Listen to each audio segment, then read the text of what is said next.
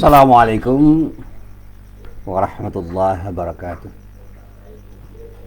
Alhamdulillahilladzi hadana lihadza wa ma kunna linahtadiya laula an hadanallah.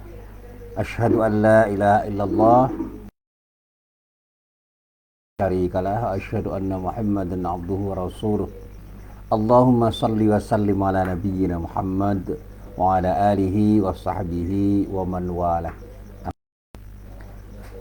Para jamaah yang dirahmati Allah, alhamdulillah pagi ini kita bisa berjumpa lagi, dan kita berharap mudah-mudahan setiap perjumpaan kita, termasuk perjumpaan kita pada pagi hari ini, benar-benar menjadi perjumpaan yang mendapatkan ridho dari Allah Subhanahu wa ta'ala. Amin. Para jamaah yang dirahmati Allah, ya, saya harus berbicara hati-hati beberapa hari ini karena banyak pertanyaan itu yang tidak mudah untuk saya jawab.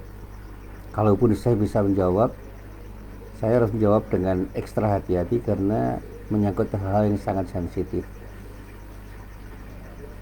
Ada pertanyaan di seputar bagaimana kita menyikapi fatwa-fatwa ulama di seputar masalah pandemi COVID-19 ini. Fatwa ulama itu bisa fatwa ulama dalam arti pribadi, tapi juga bisa fatwa dalam arti kelompok ulama atau sekelumpulan ulama, atau juga fatwa lembaga yang di situ para ulama berkumpul dan berfatwa secara formal kelembagaan untuk memberikan pendapatnya demi kepentingan kemaslahatan umat. Yang pertama, kita mencoba untuk berhusnudon, berprasangka baik terhadap para ulama. Itu sikap yang paling tepat. Jangan berhusnudon, jangan bersuudon, dan berhusnudon. Nah, ini selalu yang saya sampaikan dalam beberapa kesempatan. Memang ada orang yang mengatakan, Pak Muhsin, jangan terus berhusnudon, sekali-kali kita bersuudon. Ya, pernyataan itu harus kita koreksi. Jangan pernah kita tidak waspada, jangan pernah kita tidak berhati-hati. Nah, inilah yang saya sebut dalam bahasa saya, kita harus tetap bersikap kritis terhadap apapun dan siapapun. Nah, sikap kritis itu bukan berarti sikap menolak pendapat, tapi sikap untuk mencermati, meneliti, bahkan kemauan untuk memberikan penilaian secara objektif terhadap apapun dan siapapun, termasuk terhadap fatwa-fatwa ulama. Berkali-kali saya mengajar logika. Selalu saya katakan, kedepankan sikap kritis dengan tepat.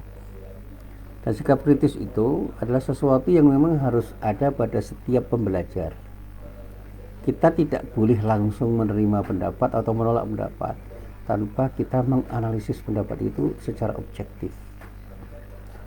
Dan bagaimana kita bersikap objektif itu yang tidak mudah kita lakukan, karena subjektivitas kita itu seringkali bermain. Jangan pernah kita bersikap a priori terhadap sesuatu, termasuk terhadap pendapat orang. Yang tepat di dalam bahasa akademik itu, kita harus punya sikap a posteriori. Jangan pernah kita itu menyimpulkan sesuatu sebelum kita menelaah sesuatu. Jangan sampai kita punya sikap terhadap sesuatu tanpa kecermatan kita untuk melakukan analisis, sehingga sikap kita itu bisa kita pertanggungjawabkan. Nah, ini yang dalam beberapa kali ceramah saya sampaikan, ya. Ada sebuah ayat yang sangat bagus, ayat yang terdapat di dalam surat Al-Isra, itu pada ayat 36. Ya, di dalam ayat itu Allah berfirman dengan firman-Nya yang sangat tegas. Beliau, para ulama itu, ya, menegaskan bahwa inilah sesuatu yang difirmankan Allah untuk kita cermati. Apa firman Allah itu? Wala taqfu ma laisa laka bihi ilmun innas sam'a wal basara wal fuada kullu ulaika kana anhu mas'ula. Kalau kita terjemahkan secara bebas, jangan pernah Anda bersikap terhadap sesuatu tanpa adanya pemikiran yang cermat, karena kita tidak punya ilmu terhadap sesuatu yang kita cermati itu, atau sesuatu yang kita lihat, kita perhatikan, sesuatu yang datang itu. Saya beri ilustrasi begini.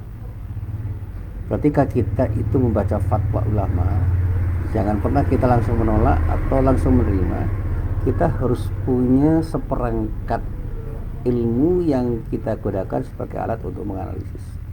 Kalau kita tidak punya ilmu itu, tanya pada orang-orang yang kira-kira memang bisa kita tanya untuk bisa menyikapi fatwa itu dengan tepat. Kebetulan saya pernah mengajar usul fikih. Nah, ternyata belajar usul fikih itu manfaatnya banyak. Saya bukan ahli usul fikih, tapi saya pernah belajar dan sampai saat ini saya masih belajar. Saya pernah belajar logika dan sampai saat ini saya pernah satu saat tercengang dengan proses pembelajaran saya. Karena kalau orang itu benar-benar memahami konsep nalar yang benar, yang tepat, yang proporsional, itu enak. Termasuk di dalamnya ketika saya berhadapan dengan fatwa-fatwa ulama. Proses belajar saya terhadap ilmu mantik, logika, dan usul fikih itu membantu saya untuk banyak bersikap tentang fatwa ulama terhadap fatwa ulama itu dengan sikap yang insya Allah bisa saya pertanggungjawabkan. Termasuk saya tidak segan-segan bertanya pada banyak orang yang dengan pertanyaan-pertanyaan itu muncul jawaban-jawaban yang menurut saya memantapkan saya untuk bersikap. Karena apa? Innas sam'a wal basara wal fuada kullu ulaika kana mas'ula. Karena semuanya itu akan kita pertanggungjawabkan, baik secara horizontal maupun secara vertikal. Pertanggungjawaban kemanusiaan pada sesama makhluk, sesama manusia, termasuk pada siapapun yang berinteraksi dengan diri kita, dan yang paling penting adalah pertanggungjawaban kepada Allah. Pendengaran kita, penglihatan kita, dan hati kita itu adalah alat yang bisa kita gunakan sebaik-baiknya untuk menyikapi sesuatu yang harus kita sikapi dengan benar, dengan tepat, seadil-adilnya, secara objektif.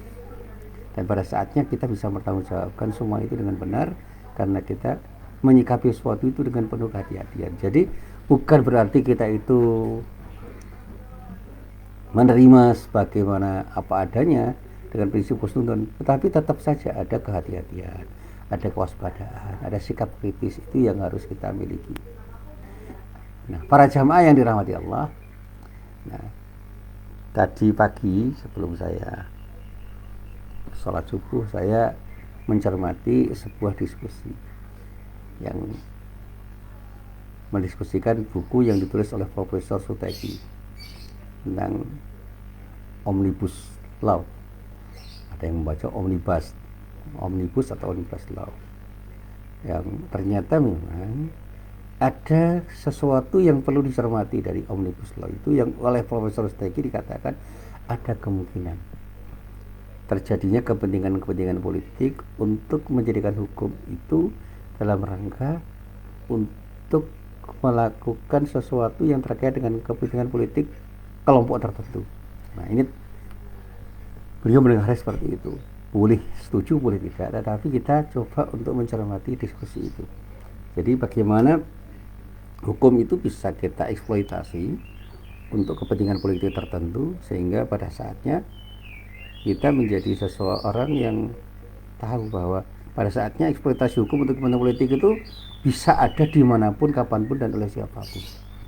Tapi jangan kemudian ini kita kembangkan dan kita maknai bahwa fatwa-fatwa itu syarat dengan kepentingan politik. Jangan.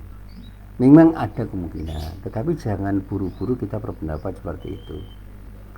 Nah, termasuk di dalamnya ketika kita itu mencermati fatwa-fatwa yang terkait dengan pandemi COVID-19 ini, kita harus cermat, teliti, dan hati-hati, sikap objektif, bersikap kritis untuk tidak terjebak pada keinginan kita untuk berpendapat, menerima atau tidak menerima dengan tanpa reserve. Pokoknya kalau dalam bahasa Jawa gelundungan. Nah, ini sikap taklid buta yang semestinya tidak ada pada diri para pembelajar, para ilmuwan, para cendekiawan.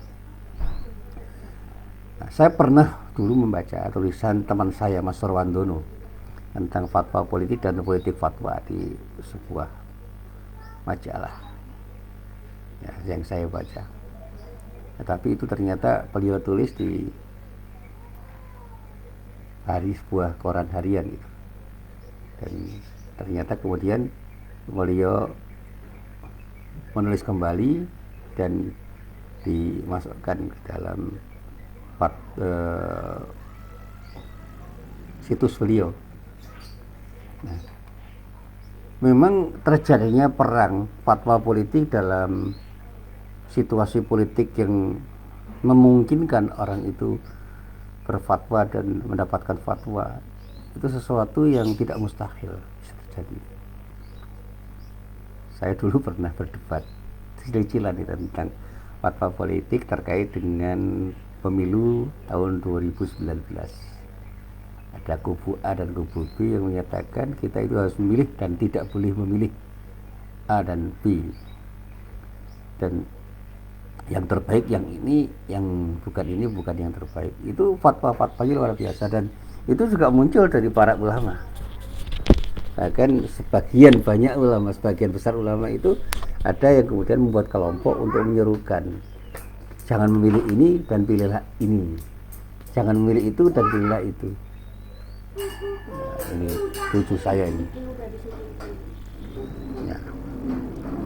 Bahkan kemudian respon dari masyarakat itu juga beragam, dan karena respon yang beragam itu kemudian terjadi perdebatan-perdebatan yang tidak kunjung selesai. Dan ada yang mengatakan kita perlu beristighfar, ulama perlu istighfar, ini sikap-sikap yang kemudian muncul.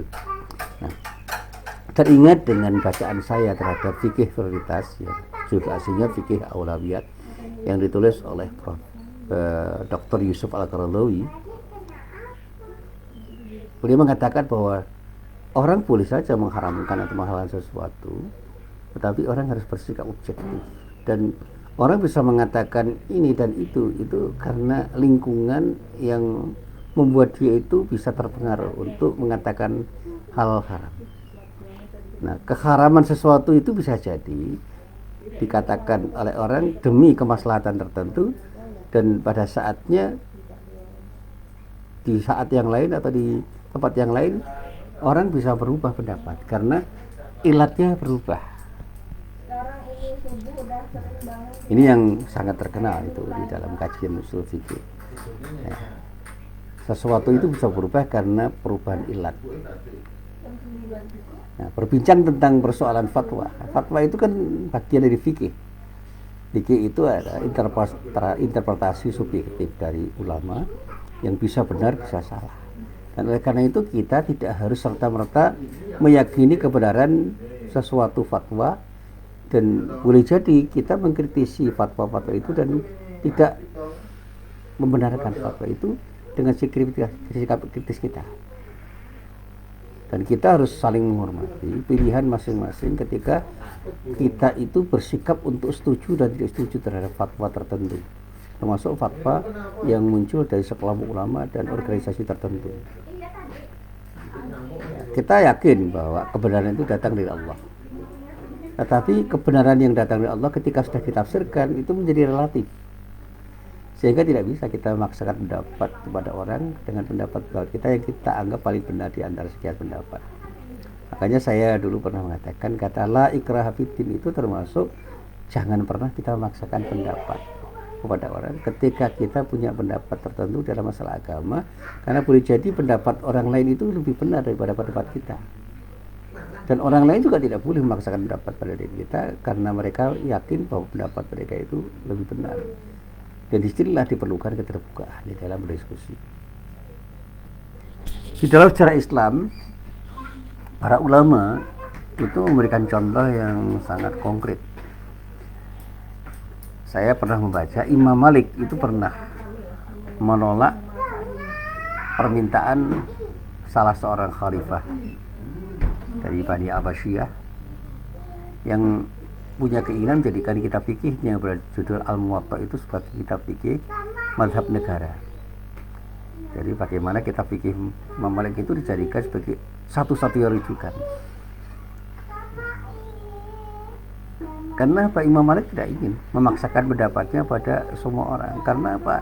Di antara sekian pendapatnya di dalam kitabnya itu bisa saja salah. Al-Muwatta yang sebenarnya itu adalah kitab hadis, itu memang berisi hadis-hadis yang utamanya juga terkait dengan masalah hukum. Dan tentu saja Imam Malik itu berpendapat dengan pendapat-pendapatnya yang bisa saja disanggah oleh ulama yang lain. Sehingga Imam Malik tidak mau menjadikan pendapatnya itu sebagai mazhab negara yang tidak memungkinkan orang lain berbeda pendapat dengannya. Orang boleh saja mewajibkan sesuatu atau melarang sesuatu untuk kepentingan negara. Tetapi tentu saja ketika ulama itu berpendapat untuk kepentingan apa dan siapa, kita harus bisa mengingatkan para ulama bahwa pendapat mereka itu jangan sampai kemudian dijadikan sebagai satu-satunya kebenaran ketika ada kemungkinan orang mendebat terhadap pendapat itu. Ya, saya berteman dengan teman-teman dari kalangan Nahdliyin, saya sendiri orang Muhammadiyah. Saya sering berpendapat dengan mereka, dan ternyata tidak ada masalah dengan perbedaan pendapat itu. Karena apa? Saya dan mereka, dengan teman-teman saya itu bisa saling memahami dan saling menghormati. Saya pernah ditanya tentang budaya tahlilan di kalangan masyarakat Nahdliyin. Saya juga tersenyum aja. Kenapa kita harus rasa dan gelisah dengan budaya itu? Yang terpenting adalah bagaimana kita memahami esensi tahlilan itu sebagai sesuatu yang bisa kita kerjakan atau tidak bisa kita kerjakan, atau penting untuk kita kerjakan atau tidak penting untuk kita kerjakan. Itu kan persoalan budaya yang kemudian tumbuh subur di masyarakat. Ya, kalau kita itu merujuk pada saat Nabi pada tahlilan persis apa yang dilakukan sekarang ini, ya tentu saja tidak pernah ada yang persis. Tapi fenomena itu harus kita cermati sebagai fenomena budaya yang mungkin saja itu digali dari ayat-ayat Al-Quran dan hadis-hadis Nabi yang kemudian memunculkan pendapat hukum, sehingga fatwa tentang tahlilan itu bisa iya bisa tidak, itu bergantung dengan cara mereka berpikir untuk mengatakan ini sah atau tidak, ini benar atau tidak, ini baik atau tidak, terkait dengan pendapat-pendapat yang muncul dari para ulama yang tidak perlu satu sama lain saling menafikan. Saya bukan orang yang anti tahlilan, tetapi saya bukan orang yang berbudaya tahlilan. Karena apa? Saya lahir di kampungnya orang Muhammadiyah yang tidak punya tradisi tahlilan, tapi saya tidak pernah mencela orang yang melakukannya. Demikian juga ketika sekarang ini ada istilah ya, takziah virtual. Saya mengapresiasi dengan baik. Artinya apa? Itu adalah bagian dari kreativitas. Karena untuk takziah secara offline tidak bisa, ya takziah online. Itu aja. Dan bagi saya itu hal yang biasa aja. Dan bahkan dalam beberapa kesempatan saya pernah diminta untuk mengisi pengajian untuk takziah di tempat tertentu ketika ada orang yang meninggal. Sehari, 2 hari, 3 hari, 4 hari, 5 hari, 6 hari, 7 hari setelah ada pengajian. Untuk apa? Untuk menghibur keluarga yang sedang susah, yang sedang berduka. Dan itu saya niatkan sebagai dakwah saja. Saya tidak mengatakan itu tahlilan, tetapi orang bisa mengatakan apa yang saya lakukan itu adalah tahlilan. Nah, sekarang ini ada fatwa-fatwa yang terkait dengan kepentingan politik tertentu, sehingga disebut fatwa politik. Dan yang terpenting adalah fatwa politik itu harus dipahami sebagai sesuatu yang lazim dipakai oleh orang. Karena apa? Di dalam konteks perubahan sosial, fatwa-fatwa semacam itu akan muncul. Tetapi fatwa politik itu harus dipahami sebagai sesuatu yang memang harus muncul karena kepentingan-kepentingan yang membutuhkan kecermatan, sehingga orang yang berfatwa itu jangan sampai dibawa oleh kepentingan politik tertentu sehingga bias itu bisa terjadi. Saya juga pernah belajar tentang siasah syariah. Nah, orang boleh saja menawarkan ketentuan hukum itu pada sesuatu masyarakat, pada masyarakat tertentu, akan fatwa-fatwa misalnya itu bisa berlaku, dan pada saatnya mereka itu secara objektif menerima fatwa itu sebagai sesuatu yang penting untuk mereka terima, sehingga efektivitas fatwa itu menjadi sesuatu yang bisa kita lihat sebagai sebuah fatwa yang diikuti banyak orang, termasuk fatwa tentang pandemi yang berkaitan dengan pandemi COVID-19 ini. Menjadi efektif atau tidak itu berkaitan dengan bagaimana kita bersiasat, berpolitik untuk menjadikan fatwa itu sebagai sesuatu yang pada akhirnya bisa diterima, tapi jangan dipaksakan. Kontekstualisasi fatwa itu terkait dengan ruang dan waktu.